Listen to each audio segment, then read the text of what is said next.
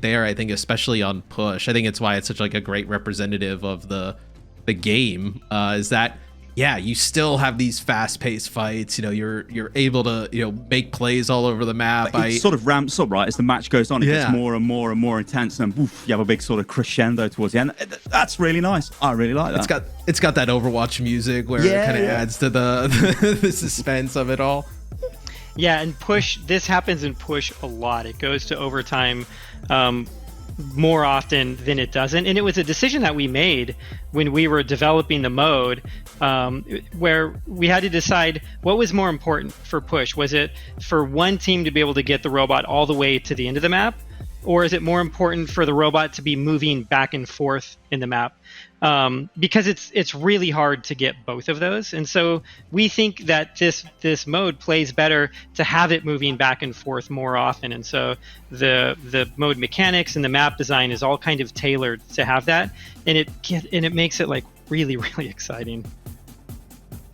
Yeah, it's just the fast moving, fast flow of combat, right? I think the kind of Jeff, like in your wheelhouse, right? Like for just hero design and being able to kind of come up with these creative different things that, you know, like we saw Zarya there on push. Like, it's not a hero that you would kind of think for like an aggressive type of game mode like that, but she was like, she looked unkillable all the time and she looked crazy.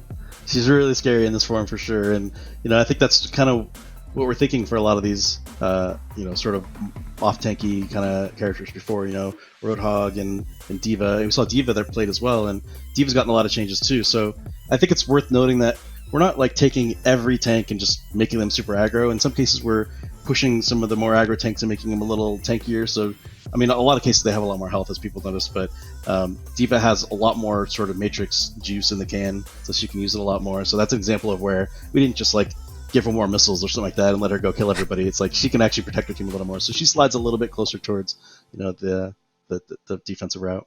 There's probably players out there who want those missiles, but I'm happy. I'm happy that's not happening. But Stylosa, final thoughts, man. Excited to have you on. What do you think? Yeah, no, I am very impressed with that. Much more impressed than I thought I would be. It's been so long since I've seen push in action, and it definitely looks better 5v5.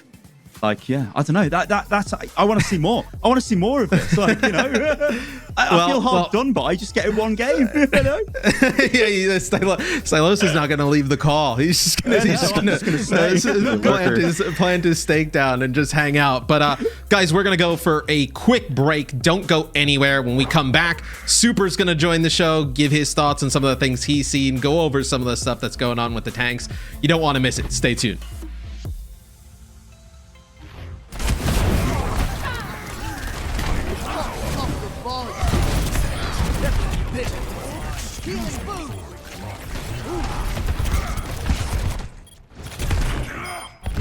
From above.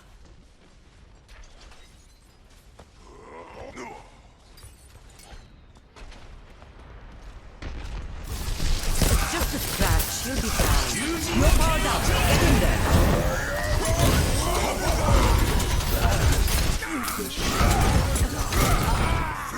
My power.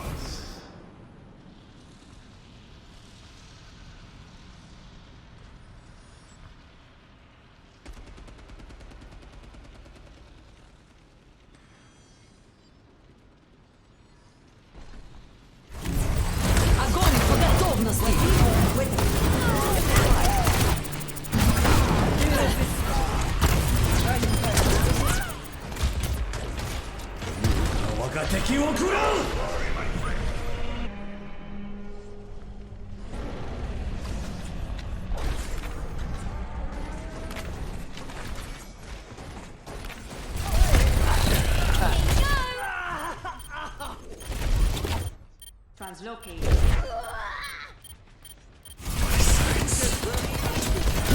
This. I can do this with my eyes closed.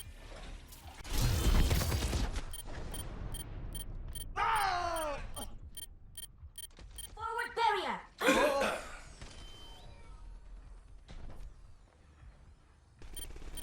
Damn it.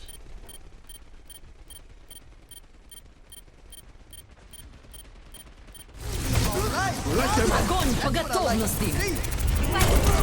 Double.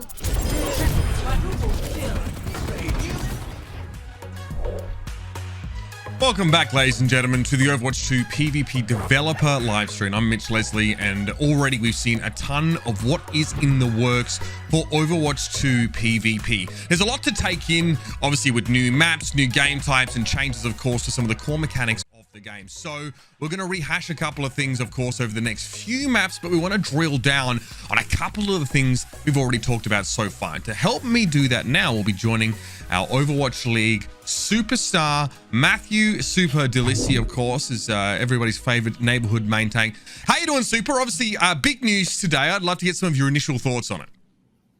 Yeah, thanks for having me, first of all. I mean, the tank changes, that's definitely the one that, kind of stuck out to me. The fact that, only one tank, because I'm a tank player, and, my experience with tank, it goes up, it goes down. Sometimes you get bullied as a tank with two. So I'm curious to see how that's going to progress and change to make it so that it's a lot easier for one tank to be, work properly and not have as many struggles. Yeah, I mean, this is something that I think you watch in any sort of tank player's stream right now. You can sort of see plenty of the ups and also some of the downs here. Obviously, we saw, maybe some more power being shifted in the direction of the tanks, right? We saw Reinhardt with the double fire strikes. He's got some more of that charge control and the Winston changes. What was your thoughts when you first saw the fact that Winston now has a bit of longer range equipment to bring to the fight? Yeah, I thought that was a little bit interesting. I also like that they grabbed the Zarya from the experimental. I mean, at least when I played the experimental, I thought that the cooldown needed to be shorter on that. But I like that in general, they're trying to give more power if it's going to be just one tank. Because I feel like otherwise, a lot of tanks like, Zarya and D.Va, they would kind of struggle because the way they're designed right now, I feel like they weren't really, made to be played solo, if that makes sense. But now I feel like if they do the proper changes, then I think it could actually be pretty good.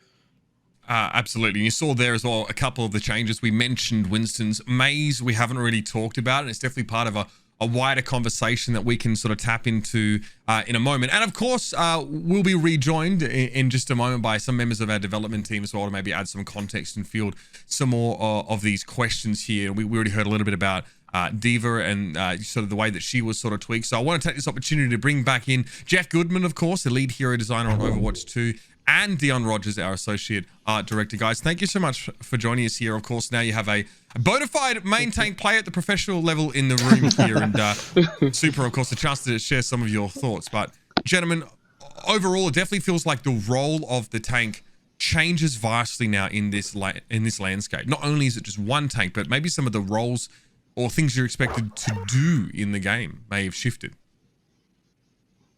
Yeah, I think absolutely. I mean, it's sort of like, definitely in the past, it's somewhat true as well that you're definitely leading your team. But I think now you're doing it kind of by yourself, and you can really sort of pace the game out, at least for your team, exactly how you want it to go.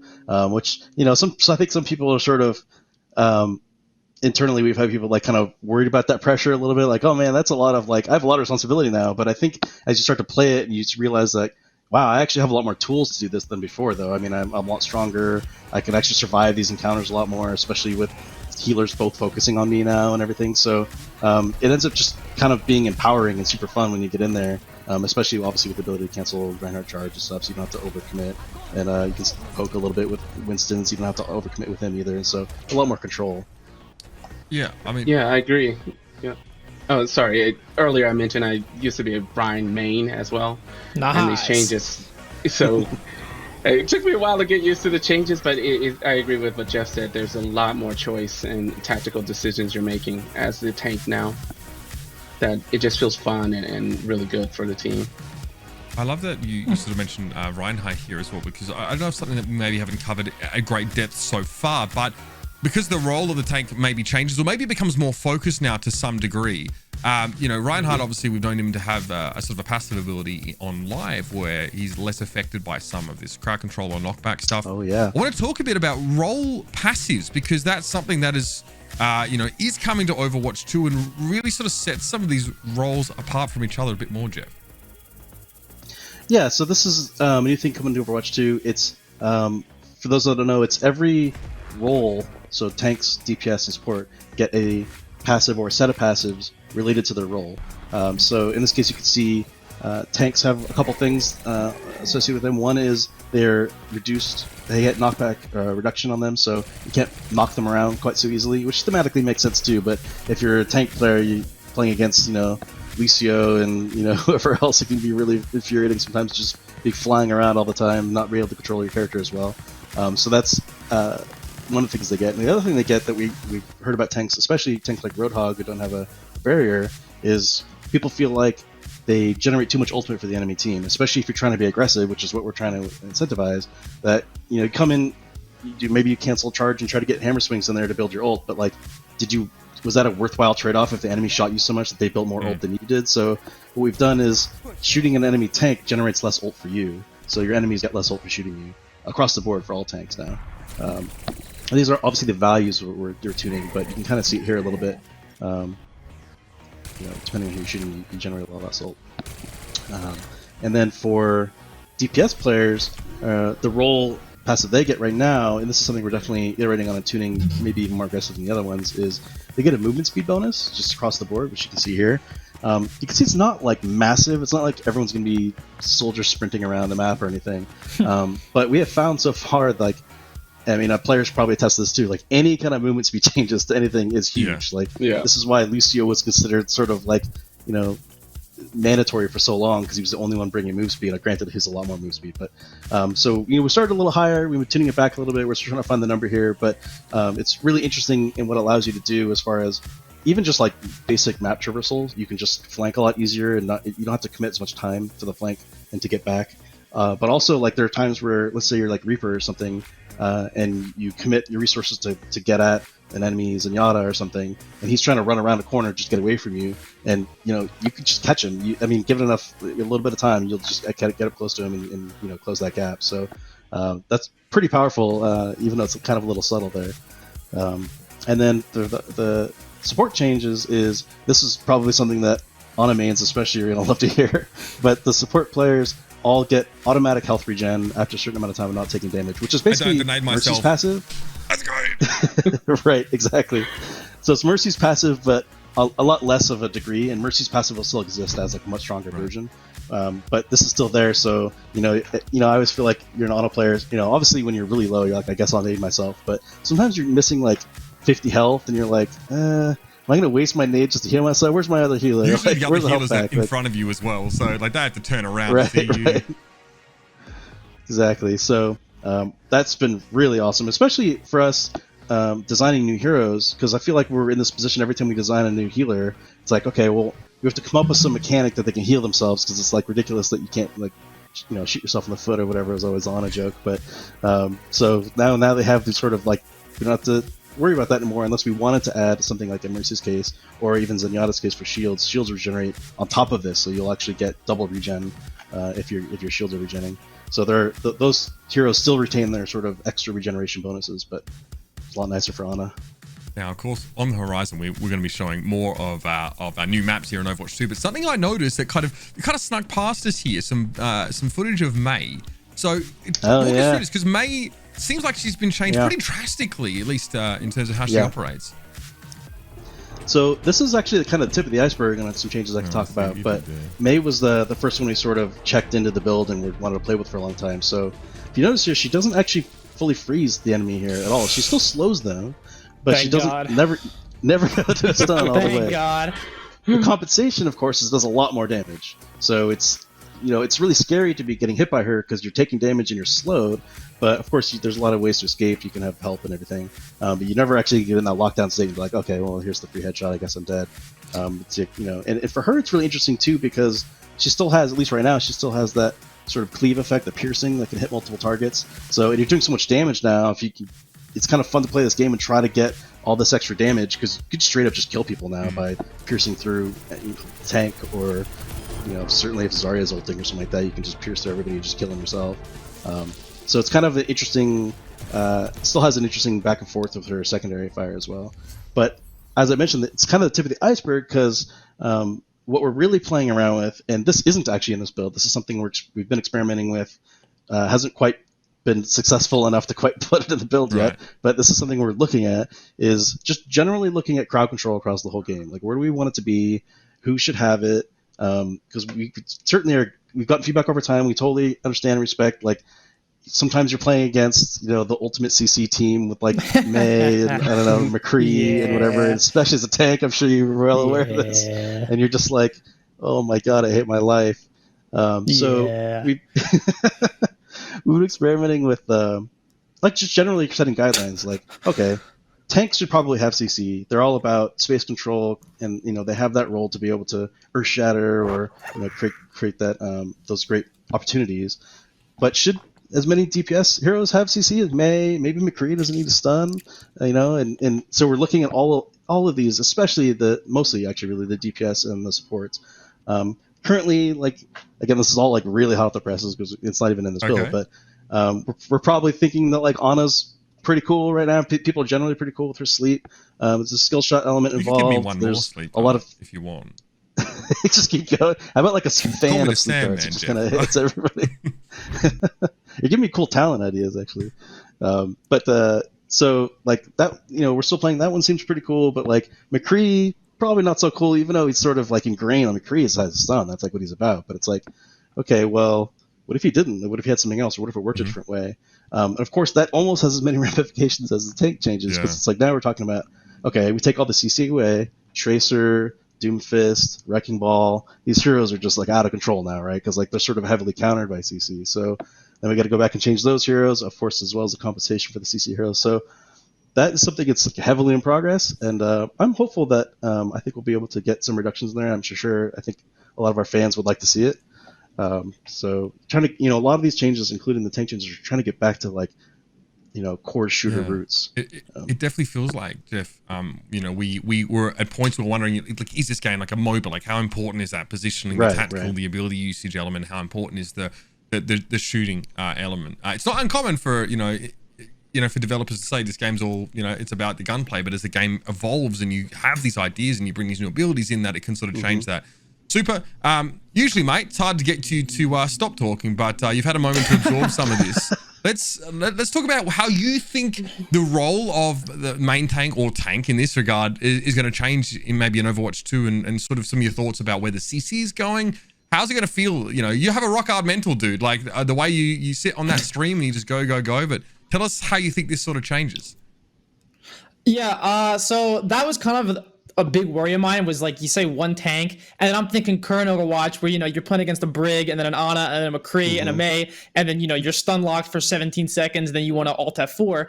But if they're if it is looking at the rest of the CC in the game, and you're looking to reduce that across the board, and then on top of that you're adding more utility to tanks, I think that's it's going to make it easier to do that, because I have felt that CC is kind of it's a little out there sometimes. It's not always the most fun to play against, and especially for me, I always felt that displacement CC was almost more egregious than like stuns, because like if you get booped by like a Lucio and then like a Brig whip shot or a ball that can like swing back and forth, I always felt that was more like annoying and frustrating to play against, because you couldn't really control that. Like you kind of just got knocked everywhere, and that was just the way it was.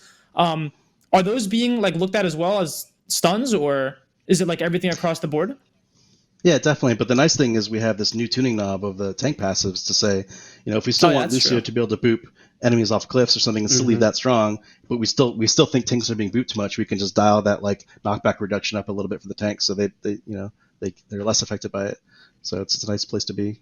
Absolutely. All right, that's nice to hear. I mean, yeah, we're drilling down pretty heavily into like what it means to be a tank player, and I think talking about it is good, but I kind of want to see some more of it in action. I mean, Dion, I can see it here on the little preview screen, but our next map is really incredible, and it really captures, I think, the vivacity and vibrance of a region of the world that's really known for it. Talk to us through this map that is Rio. Yeah, so Rio, another map we wanted to do for a long time. We have several artists on the team that spent a part of their life there. So it's pretty fun to kind of dive in and see this Overwatch version of Rio. The beautifully painted favelas, colorful vibrant club. You get to visit where Lucio's club is. The team loves going to Brazilian barbecue, so one of the spawn rooms is a Brazilian barbecue place. You know, it's another map. We're just having a lot of fun creating different details and this aspirational version of this location for Overwatch 2. And it's a brand new payload here too. You guys saw earlier. It's a pretty fun carnival float. So we're just having fun with these maps. In the cool Brazilian barbecue. It's fun and sunny and colorful. And I think it's a map that feels like Overwatch when you play it, you know? I mean, already that sort of signature vibrance that, you know, so many of, Overwatch's maps have been credited for is there. Can you, obviously, I don't want you to give away too much of the story, but is there a context here? Like, where are the attackers starting from? Because I see some beach, I see different landscapes sort of getting fleshed out here as we go through the map. Okay, so the defense actually starts in Lucio's home. So, yeah, obviously there's a story layer to Overwatch that we want to tell. So Lucio plays a big part of that. So you get a little hint of where we're going with that, but we're not talking too heavily about it. Also, Lucio's club is it's kind of a community place. So it's a place, if it was real, people can come there for free. He's a community guy. We wanted to showcase this with this gigantic kind of sci-fi club he has. Yeah, it's connected to the story of Overwatch. We'll just have to wait and see how closely Rio plays into the game. You saw a little bit at BlizzCon a while ago, but there's definitely more. Right, so I do have a question for Jeff. Sorry to cut you off, Mitch, but I do have a question if that's fine. So if I'm pretty sure like way back in the day, there was like an interview that I read that was like 5 was too small and 7 was too big for the roster limit, and then 6 was perfect. But like I'm kind of curious like where along like the Overwatch timeline did that philosophy kind of change? Like was it role lock? Was it like people learning how to play the game better? Like you know what I mean? Pretty much all of this. Yeah, I mean we know so much about the game. I mean, as kind of Aaron touched on at the beginning, like before everything, I mean, you could just play 5 Winstons. In fact, we had an internal tournament where that was the strategy. 5 Winstons and a Zenyatta. It was sort of like, oh my god, this seems like maybe a problem, or is this cool? We don't know. So, like, obviously, when you're building really any game, you try to make the best judgments for what you have and what you're playing, but once you have the game in the wild and get it in everybody else's hands and it marinates for a while and you're making changes, like, your opinion on this stuff definitely changes. So I think over time, like it was touched on, we were still keeping an open mind to maybe doing some of these kind of changes, and then coming Overwatch 2, we were just like, let's revisit everything, and that was definitely one of the major core decisions of Overwatch 1 we were really looking forward to revisiting, and at that point we were just like, yeah, maybe this is actually just much better, maybe we were wrong all along, although people always say, it's kind of a design thing, people say, you're not necessarily wrong at the time just because you were wrong in retrospect. Who knows? Yeah. But, yeah. So obviously this is a hybrid map. I don't know if I mentioned that at the beginning here. So much in the same way as King's Row, we'll be fighting for control of a payload here, which will eventually roll on out. And we kind of teased, these payloads. This is, I mean, I'm no stranger to peacocking. Look at what I'm wearing. But this is great. Obviously, we tell a story in Overwatch in Overwatch 1 with these payloads here. So looking forward to seeing how that story gets fleshed out. What I'm seeing already is real difference in map geometry, right? As we move into the second phase, all of a sudden it's less about chokes and overpasses, and it's just this jumble of all these buildings and so much high ground here. Really feel like the way you play the map changes drastically here. Yeah, that was. Oh, you can go ahead. Oh, that was just one thing. We're trying more of this phased approach with the visuals and the gameplay as we move through the space. So you saw it was a bit more open. As you get the payload, there's a feeling of changing gameplay and art as well. So this visual progression as well as gameplay is much more clear in some of the newer maps we're working on. Yeah, one thing that maybe it's just a coincidence, but I feel like a lot of chokes in Overwatch 1, like specifically like I think like Hanamura first or like going through King's Row second, they're very like tight and like it's like perfect for like a Reinhardt shield to spread across, and it can be like, you know, a real pain to get through those sometimes because you feel like you really only have like one way to go through. But I'm seeing, at least in the other 2 maps that we looked at, a lot more flanks and ways to access the point, and I think that's overall better for the design because I feel like when you, especially on Hanamura first, like going through that choke is kind of, you know, it can be real not fun sometimes if you're just not clicking, or if it's just, you know, they have a hard comp that you just can't counter, and I think it's just better overall. Yeah, if we want to give players more options to solve a problem, say they're stuck at the choke, they have a few more options to break through, basically. They don't have to rely fully on the tank powering through this time. But yeah, that's always the thing. We're trying to improve the options that players have to solve situations. Are there going to be previous maps in Overwatch 1 that will be reworked, or? We don't know Can yet. you not say? Is that secret? No. Or? I don't know. Okay, fair enough. So obviously, you've got one less hero on the battlefield. Your maps are much more labyrinthine, I guess, or just bigger, right? It's just a large, you know, there's so much more ground you could cover if you wanted to take a different approach. How do you sort of balance how big the map is, right? Because obviously there's a sense where, like, you know, if you go too far in one direction, right, it can seem quite barren. But here, like, everything, there's attention to detail everywhere, right? There's so many crisscrossing ways of approaching the point. So it doesn't feel big, but it definitely, as opposed to maps we saw in Overwatch on live right now, it definitely feels bigger, right? Was that ever a consideration, trying to balance that, the sort of size and the majesty of it all? Yeah, it's definitely more detailed than before, and again, the more options, there's more passageways and buildings for players to move through and build strategies from. But ultimately, the maps are in a fairly similar size to the previous. You're just seeing a lot more detail out of the Overwatch 2 engine. We have a lot of cool upgrades that allow us to do more while keeping a smooth performance. But yeah, it's something we're constantly playing with, the scale of maps and how it feels to move through the space, visually as well as gameplay-wise. This really has like a Dorado feel, almost, right? We have sort of payloads sort of moving through underneath, and there are multiple levels here. This is not just sort of 2 levels here. There's even more options, I guess, to sort of make use of this verticality. Yeah, there's like a left high ground, right high ground. There's so much going on here. I love this point in particular. Like, taking that middle high ground is, you know, really important. If you can hold it, it's fantastic, but it's just really hard to hold because you have all these upper flank routes and under flank routes and stuff. So it ends up being like kind of a gambit to try to even take it and hold it, especially when you don't have tanks that can just sit on it with barriers all the time. But it's so powerful. You can see where Widow is right there. It's so powerful. You have this line of sight on everything up there. So is universal ult charge nerfed, or is it just as a result of the tank changes that it seems like people are getting their ult slower? It's mostly just the tanks, and we don't have. They're probably, I can't remember exactly all the individual changes, but I think we probably adjusted a few heroes here and there. May have gone up or down on their costs, but it's almost entirely just the tank changes. You generate a lot of ult off tanks in our game. Right, I guess there's one less tank to shoot as well, so it makes it a little bit harder. Although looking at Widow is an interesting example. We haven't adjusted the snipers too much yet, but we're keeping a really close eye on them because a lot of what sort of controls snipers is the fact there's all these barriers you can't shoot through. When you're playing as Widow against a comp that is, you know, like back in the day when it was like Wrecking Ball only or something like that, like, you definitely are a lot more powerful. So we have to make sure that they don't get out of control. I feel like on some of these choke points, it's definitely a lot more wider than some other maps, and I feel like you know, if unchecked, some certain Widows could do a lot of damage. Yeah. So yeah, it's just yet another thing we got to keep an eye on with change like this. Right.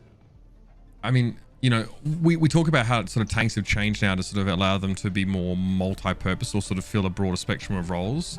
Obviously, like, you know, when you have a Reinhardt, you kind of know what the player is playing for, right? The shield creates space, right? You create space just because the shield exists. And with someone like Roadhog, they create space because of the threat of the hook, right? It's not even something that's necessarily, it's implied threat, right? It's not exactly sort of directly displayed. So, I mean, what is the idea for a tank? Do you still want there to be the mix of there sort of being that implied threat plus obviously a very visible threat?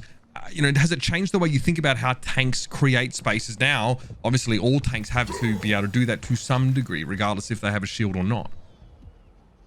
Yeah, absolutely. And obviously also impacts new hero design. Working on new heroes, how they're going to interact with creating space and defending their team.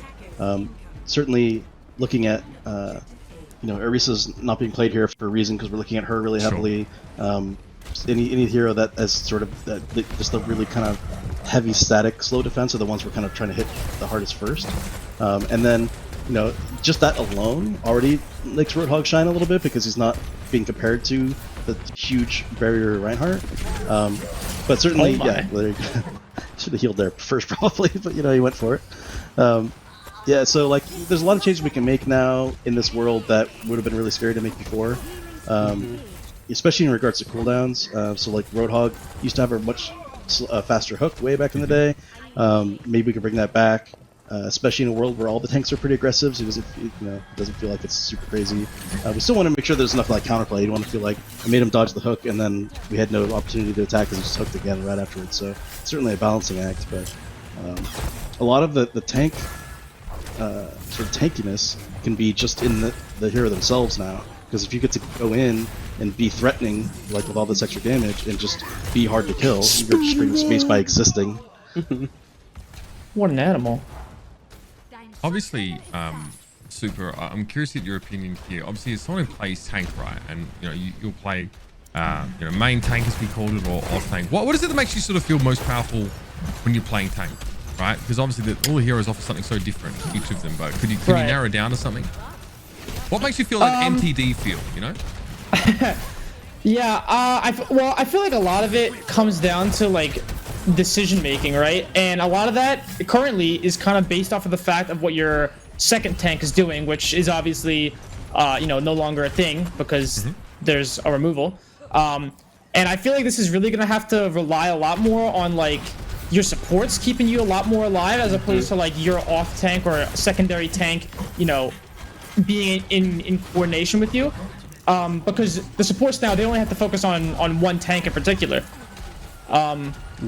as opposed to having to split it between two. And I feel like that's probably gonna have to give a lot more. Tanks are gonna have to play a lot more, I guess, assertive, because they can't really rely on their other tank to make the decisions for them, or like to help them out in that way. I feel like it definitely changed. I know, there's a good handful of players who, their selection of tank really boils down to their capacity to deal damage. Like a lot of times, like you'll see them, right? You get these weird sort of Sigma Zarya comps, or you see like a lot of people just like playing Roadhog. That's their favorite tank because he does damage. Trying to make a player feel powerful on tank without just doing damage requires you to really think much more about game design. That's what I kind of wondered. Like, outside of just doing a ton of damage, how do you sort of balance a tank to make them feel powerful without just pumping numbers into their primary fight? Yeah, I think that's probably a design philosophy that I'm maybe not qualified to talk about. That's actually because I wasn't actually asking you, but you can weigh in on it first. Okay, yeah, I'll just stop speaking. That's good. No, that's good. I'll stop speaking. I'm curious where your opinion is. Yeah, I mean, a lot of it's like we're talking about with just options, and like Super mentioned, like we just want to make sure that, I mean, that's kind of the point of the Zarya change, is just giving her more flexibility and more options. So, I mean, it happens to be she also generates a crap lot more energy and is way scarier, does more damage in this case. We may have to rein that in a little bit. She was already running out in that last little bit there with like 80% and then 100%, so you can see it's pretty aggressive. But yeah, it's definitely just trying to create really interesting playmaking opportunities and just strategic thought, and I think that's where a lot of people kind of like to have the tanks exist, where it's, if you really want to just click heads, there are probably better options out there. I don't think we're likely to make any kind of like sniper tank out there or anything like that, because there's a lot of other opportunities for that. We'd like to try to keep the tanks like I was mentioning with the crowd control changes as an example of this. We'd like to keep the tanks being the ones who are primarily able to do crowd control, and that's also with only being one tank now. It means still there's going to be a lot less crowd control in the game in general, but still allow them to sort of flex that particular element. Right, so you talk about obviously taking a little bit of that away from Mei, but obviously it's still something that, you feel like you could include in the game. It almost feels like it's a more moderated approach to it now, because tanks can be the ones that bear a lot of that sort of crowd control potential. It just means that there's, now it's just that one hero on the battlefield that really is able to produce so much of it outside of, 5 different forms that are coming in. So it feels like almost responsibility as a tank player is almost kicked up a notch there, because you got to be a jack of all trades Yeah. in some cases. Especially if crowd control gets reduced to a point where you're looking for to counter something specific, like you're looking for Genji Blade that then is ready, and you need to, let's say you're playing Hog, and you like really want to land that hook when he comes in. It's a really big game changer if you land it. So sort of like make sure it's up and then you save it and try to keep an eye on him. And conversely, if you're a character who is really watching for, like Reaper or something like that, wants to get his ult off, but you want to make sure you're not going to get stunned, it's a lot easier to sort of track who's can stop you. You're looking for their tank and looking for, rather than looking at the whole enemy team. It's kind of like when you're Zarya trying to ult and you're watching D.Va really close because you don't want to have it eaten, and that's what you're most concerned with as far as timing goes. It's like that with more CC in general, I think. This guy's nuts on Roadhog. Yeah. even with sort of less knockback, Ryan obviously being as close as he was to the whole hog just sort of gets knocked away. I sort of remember it was almost like a tooltip text loading into game, sort of playing Overwatch. It sort of said like, listen out for footsteps, like the heavier footsteps mean your opponent is potentially more dangerous to you. But it definitely feels like the weight of these weapons is much more effectively conveyed, right? If I'm listening here as we're sort of talking, like that scrap gun sounds extremely meaty. I love the weapon sounds. He's done such a great job. And they, especially like Widow. Soldier. Oh, Widow, Widow's so great. Widow is the sort of insane. like the echoing sound when you shoot in an open space. Oh my god, it's fantastic. You really feel like you're actually building a very high caliber weapon, right? That actually has weight and it has a sense of kickback and sort of makes sound. And also like it, based on where you are in the map, the environment, I think this is maybe covered, I think, this time online as well, but it really feels like the environment, we were inside, club, in Lucio's club beforehand, and that echo is really much more apparent, right? That the environment playing a big role in how things sound. And being on the receiving end of Widowmaker's shot, it just feels so much more dangerous hearing the sound. So it helps you hide, basically. Right, yeah. Wow, team Helps you hide in terror. That's a big part of it as well. Like, it's not just when you fire, but getting hit by these weapons and these abilities seems like it has more of an impact. It's not like we're giving you an earthquake in your seat, but I feel like I'm almost sort of shifting in my seat as people are getting hit by stuff here as Doomfist lands punches. So much more visceral experience, right? Oh yeah. I That's mean, it pretty cool. adds so much. I mean, there's so much done to. I'm certainly not an audio guy, but I've talked to them a lot and what they've been working on. But they've been given the ability to create more accurate sounds in certain spaces. So, like an indoor tighter area or an indoor wider area can have different sounds and get that sort of sound of things bouncing off the walls. And it's so epic. And not only is it make the game feel a lot better as far as like your weapons and getting shot at, but like it actually makes the environment feel a lot better because you feel more connected, like you're actually in that space, just the way all the sounds are playing when you're in that space. The immersion of the environment too. That's just the sounds of the environment is. Oh yeah, it's beautiful now. If we could just walk through without all the bullets. Yeah, I mean, it's only exactly right. Not so tranquil, I guess, when you're fighting for your life with 9 other people. Superman, I mean, naturally, these are changes that, some of them you thought about before, obviously having played so much tank, and maybe you wish for some of these. And, I'd love to get some of your final thoughts here on sort of how tank is going to feel and heading into Overwatch 2, as I'm sure you'll be strapped in and playing. I don't know. I mean, I feel like I have to get a chance to play it first, but based on what I've seen, it looks like Tank's gonna have a lot more pressure, I feel like, or a lot more of a role to play, because you don't really have that second tank to help you out and kind of help clean up your mistakes, if you will. Like, if you get hooked, you get a bubble or matrix or whatever it may be. So I feel like in general, it looks like tanks are going to have to play a lot smarter. But you do get the plus side of having both supports only focus on you as opposed to having two. So I think it'll be interesting. Well, we're interested to hear some of your thoughts, of course, as the live stream goes, and as we get further and further down the development roadmap, as well as some of these changes get fleshed out even more. Super, thank you very much for joining us, mate. Obviously, I'll be seeing you soon once the Shock get back on the battlefield. But good to have you here, and we'll see you soon, man. Thank you for having me. Appreciate it. Yeah, thank you, Super. Thanks.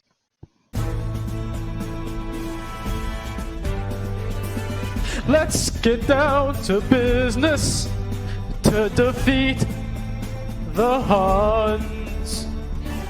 Did they send me daughters when I asked for some?